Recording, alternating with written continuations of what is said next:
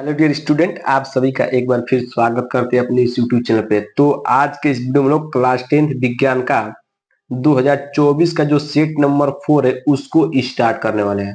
इसके पीछे मैंने आपको सेट 3 को पूरी तरह से कंप्लीट करा दिया है। यदि अभी तक आपने उस वीडियो को नहीं देखा है बाबू, तो चैनल में जाइए और चैनल के प्लेलिस्ट में जाना है आपको, और प्लेलिस्ट में विज्ञान का अनुसार का प्लेलिस्ट बना हुआ है। उन सभी वीडियो को क्रम से देख लीजिए, कोई भी दिक्कत नहीं होगा। एक एक प्रश्न को मैंने एक कदम अच्छे से समझाया है ताकि आपको कोई भी दिक्कत न हो। यदि अभी भी आपने साइंस पढ़ना स्टार्ट किया है, तभी भी आप इन प्रश्नों को करेंगे तो एकदम अच्छे समझ में आ जाएंगे। ठीक है। यदि आपका भी सपना है कि 2025 में 90 प्लस की चाहत है बाबू आपका भी, तो आप कुछ मत कीजिए। अगर नहीं पढ़े कुछ भी तो आप क्या कीजिए, 2024 के जितने भी सेट हैं उन सभी सेट को, हर एक प्रश्न को निकाल लीजिए, उसको याद कर लीजिए और समझ लीजिए। ठीक है। यदि आपने 2024 के सभी सेटों को कर लिया है तो आपका 90 प्लस आने से कोई नहीं रोक सकता है, क्योंकि ये सभी जो प्रश्न है यही रिपीटेड प्रश्न होते हैं, यही हर साल पूछे जाते हैं। ठीक है। तो 2025 के लिए आपके लिए ये सभी प्रश्न एक कदम मोस्ट इंपोर्टेंट होने वाले हैं। ठीक है। इसी तरह मैं इसी चैनल पर मैथ का भी और सामाजिक विज्ञान का भी अनुसार सेट करा रहे हैं। यदि अभी तक आपने उस वीडियो को नहीं देखा है तो जाकर जरूर देख लीजिएगा। ठीक है। चलिए वीडियो को स्टार्ट करते हैं। और वीडियो को स्टार्ट करने से पहले यदि आप हमारे चैनल पर पहली बार आए हैं तो चैनल को सब्सक्राइब कीजिएगा और वीडियो को लाइक कीजिएगा बाबू। यदि आप 2025 में अच्छा नंबर लाना चाहते हैं तो इस चैनल को सब्सक्राइब जरूर कीजिएगा। एकदम इंपॉर्टेंट क्वेश्चन कराएंगे, आपको कोई भी दिक्कत नहीं होगा। ठीक है। चलिए हम लोग स्टार्ट करते हैं। खंड अ है जिसमें आपको बहुविकल्पीय प्रश्न मिलेंगे। कितने? 20 अंक के 20 बहुविकल्पीय प्रश्न मिलेंगे आपको। ठीक है। उपभाग 1, उपभाग 2, उपभाग 3 में बटे हुए हैं आपके बहुविकल्पीय प्रश्न। ठीक है। टोटल कितने बहुविकल्पीय प्रश्न आएंगे? 20 बहुविकल्पीय प्रश्न आपको रहेंगे। ठीक है। चलिए एक एक प्रश्न को एकदम डीपली समझाएंगे, एकदम आराम से समझाएंगे ताकि आपको समझने में कोई भी दिक्कत न हो। वीडियो को अंत तक देखिएगा। ठीक है। चलिए, कल किसी अवतल दर्पण पर आपतित प्रकाश किरण दर्पण से परावर्तन के उपरांत अपने ही मार्ग में वापस आ जाती है। यह किरण मुख्य अक्ष के प्रतिच्छेदन करती है। पहला फोकस पर, फोकस एवं ध्रुव के मध्य मध्य में, या वक्रता केंद्र पर, या अनंत पर। ध्यान समझिएगा, आपको मैं डायग्राम की मदद से समझाता हूं ताकि आपको इस तरह का प्रश्न फिर पूछते तो आपको कोई भी दिक्कत न हो। ठीक है। देखिए ध्यान समझिएगा, ये कौन दर्पण बता रहे हैं? ये आपके सामने कौन दर्पण है? आप कहेंगे सर ये अवतल दर्पण है। कौन दर्पण है? अवतल दर्पण। ठीक। ये क्या है? आपका मुख्य अक्ष। ये क्या हमने खींच दिया? ये आपका हो गया मुख्य अक्ष। ठीक। ये क्या है? आपका ध्रुव है। क्या है? ध्रुव। ठीक। ये क्या है? आपका फोकस बिंदु। ये क्या होता है? वक्रता केंद्र। ठीक। तो मान लीजिए कोई यहाँ पे एक वस्तु है, यहाँ पे मान लीजिए कोई एक ऑब्जेक्ट रखा गया है, वस्तु रखा गया है। ठीक है।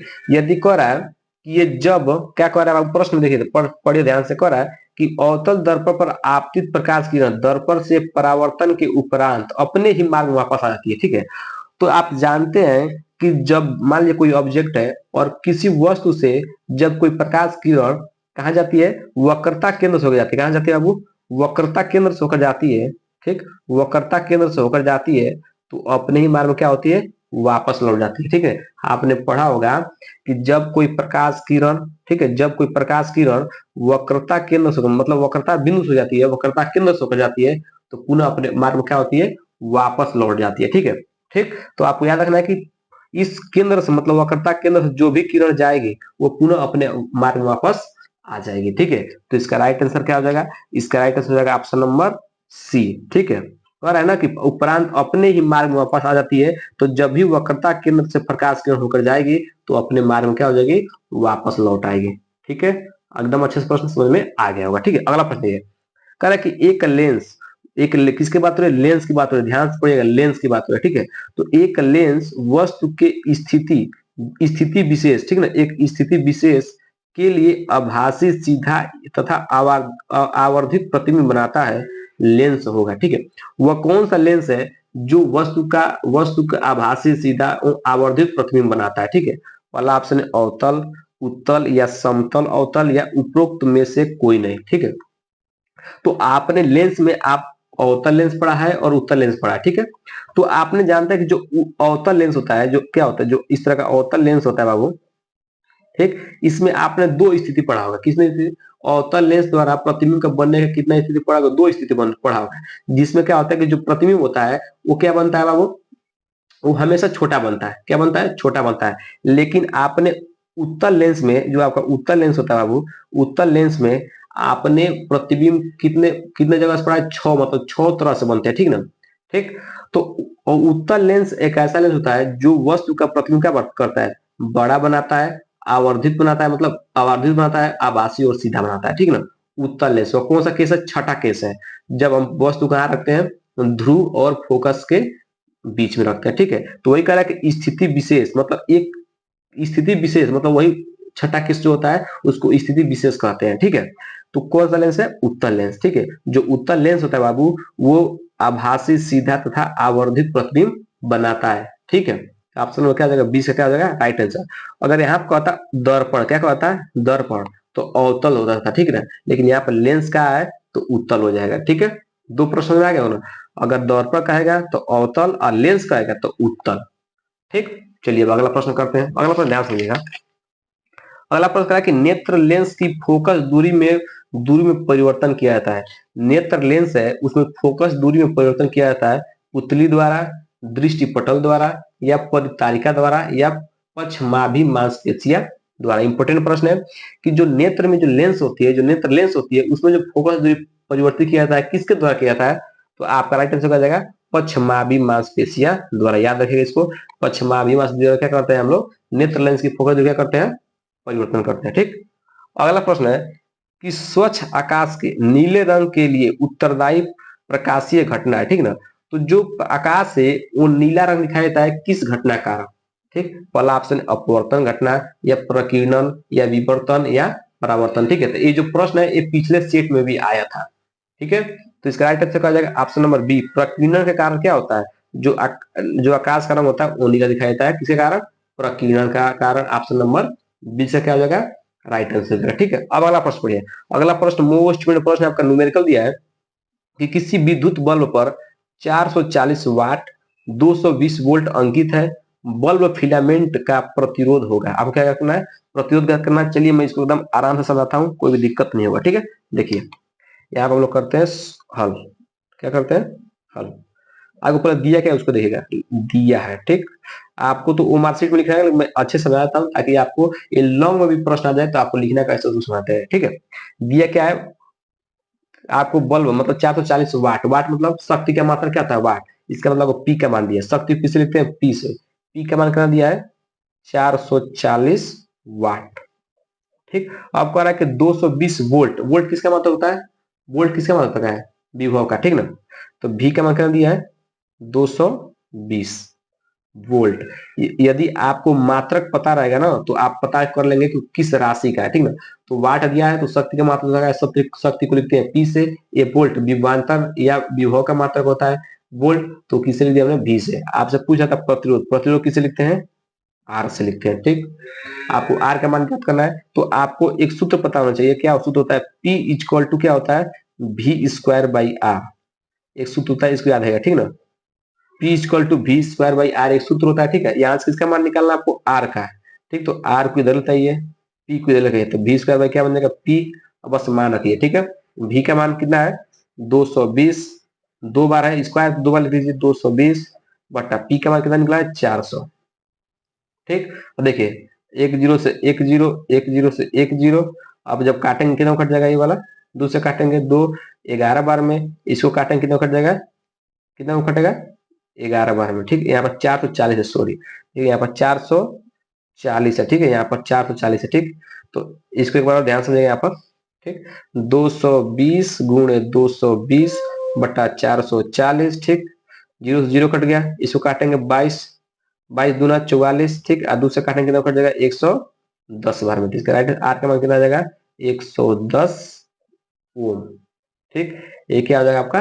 राइट आंसर हो जाएगा, ठीक है। बस ये सूत्र याद रखना है, वी स्क्वायर बाई आर, ठीक है। यहाँ से हमको आर का मान निकालना था, इधर चला गया, इसको नीचे लेकर आए हैं, वी का मान रख दिए हैं, काट दिए, आपका आर का मान कितना आ गया? 110 ओम। ठीक है, तो इसका राइट आंसर क्या हो जाएगा? इसका राइट आंसर देखिए कहाँ 110 ओम दिया है, आपका ऑप्शन नंबर डी क्या है? राइट आंसर 110 ओम।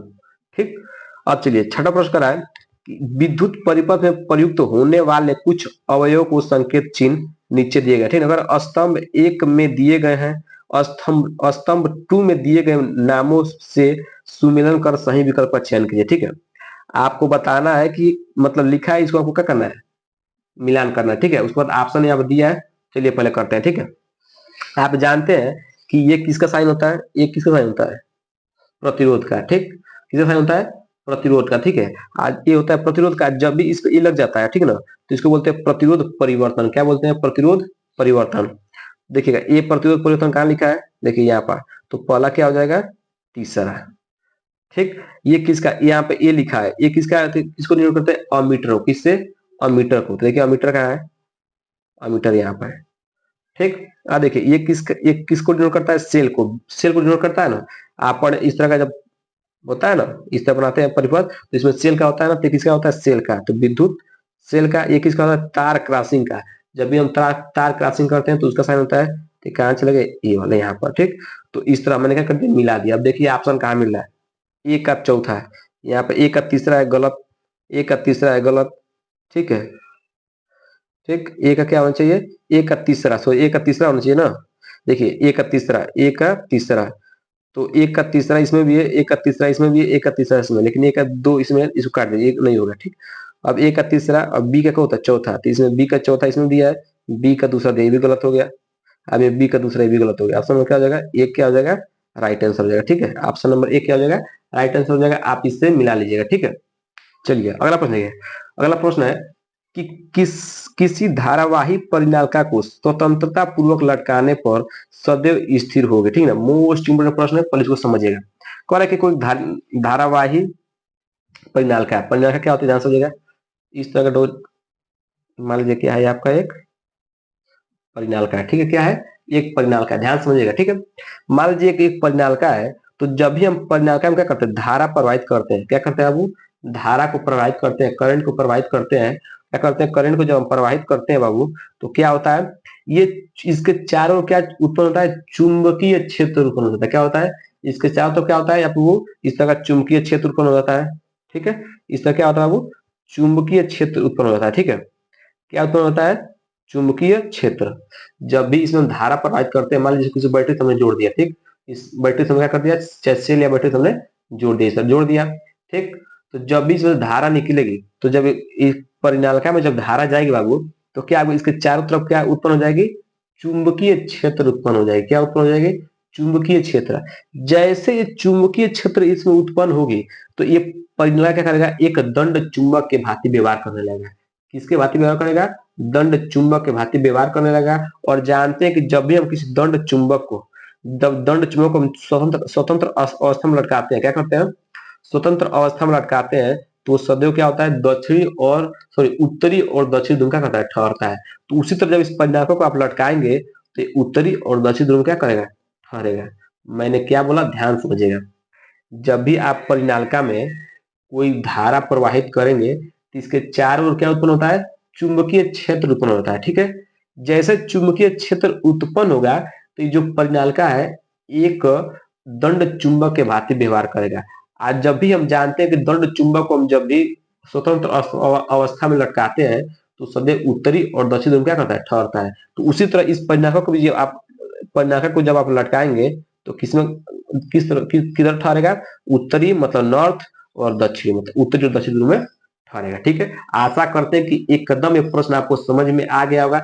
एक एक प्रश्न को एकदम डिटेल समझा रहे हैं, ताकि लॉन्ग में भी आ जाएंगे तो आप लिख सकते हैं। ठीक है, तो ऑप्शन नंबर देखिए, ऑप्शन एक पूर्व पश्चिम बिल्कुल गलत, उत्तर पूर्व बिल्कुल गलत, उत्तर दक्षिण बिल्कुल सही हो जाएगा। ऑप्शन नंबर सी क्या हो जाएगा? इसका राइट आंसर हो जाएगा। ठीक है, तो इस तरह मैंने आपको उपभाग वन के जितने भी एमसीक्यू थे, उपभाग वन के जितने भी एमसीक्यू थे, 7 प्रश्न थे, उसको मैंने कवर करा दिया है। ठीक है, एकदम आराम से समझा है, ताकि आपको कोई भी दिक्कत न हो। ठीक है, वीडियो अच्छा लगा हो, यदि आपको समझ में सभी प्रश्न आए होंगे बाबू, तो वीडियो को लाइक कीजिएगा और चैनल को सब्सक्राइब जरूर।